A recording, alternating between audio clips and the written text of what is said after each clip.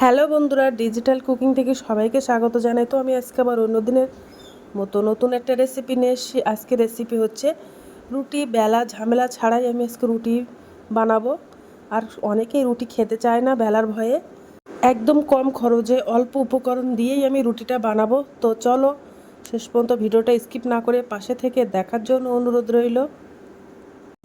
তো এই রুটিটা বানানোর জন্য দেখো আমি এক বাটি ময়দার আটা নিয়ে নিয়েছি। এর মধ্যে 250 গ্রাম ময়দার আটা আছে। তোমরা চাইলে এটা গমের আটা দিয়েও বানাতে পারো। ওর মধ্যে আমি একটু লবণ দিয়ে দেব, হাফ চামচেরও কম। 1 চামচ চিনি দিয়ে দেব, দিয়ে এবার ভালো করে মিশিয়ে নেব।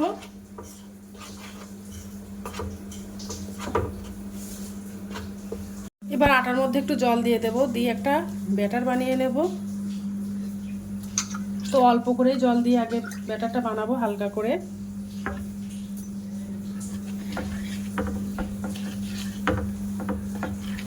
এই ব্যাটারটা যত সুন্দরভাবে বানাবো আর রুটিগুলো আরও ফুলকো ফুলকো রুটি হবে। তো আর একটু জল দিয়ে দেব।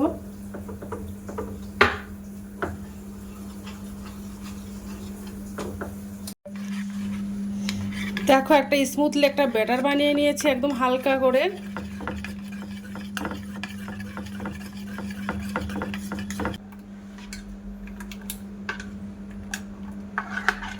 উনানে আমি একটা ফ্রাইং প্যান দিয়ে দিয়েছি।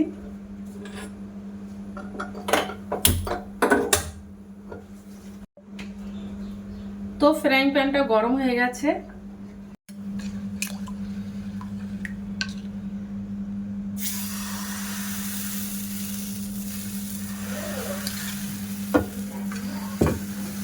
দিয়ে একটু ঘুরিয়ে ঘুরিয়ে নেব, একটু গোলাকার করে নেব বড় আকারে।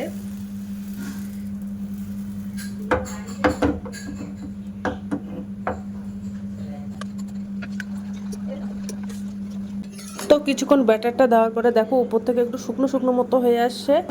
এবার আমি ওটা উল্টে দেব।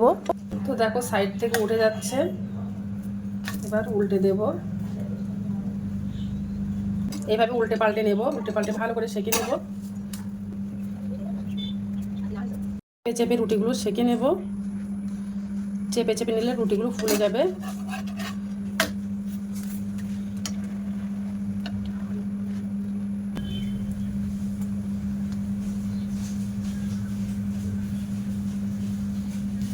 খুন্তি দিয়ে দেখো চেপে চেপে দিচ্ছি, আর রুটিগুলো একদম ফুলকো ফুলকো লুচির মতো হচ্ছে, ফুলে যাচ্ছে কত সুন্দর।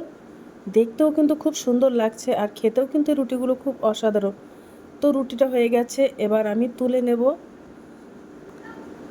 আর বাদ বাকি রুটিগুলো আমি সব এইভাবে বানিয়ে নেব।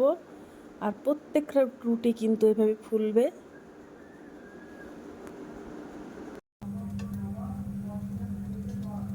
হ্যালো বন্ধুরা, তো দেখো রুটিগুলো সব বানানো হয়ে গেছে, আর কত সুন্দর হয়েছে দেখতে, আর খেতেও কিন্তু অসাধারণ। এই রুটিগুলো নরম। একটা রুটি ছিঁড়ে দেখাবো যে কতটা নরম হয়েছে, কতটা দেখেছো কত সুন্দর নরম সফট।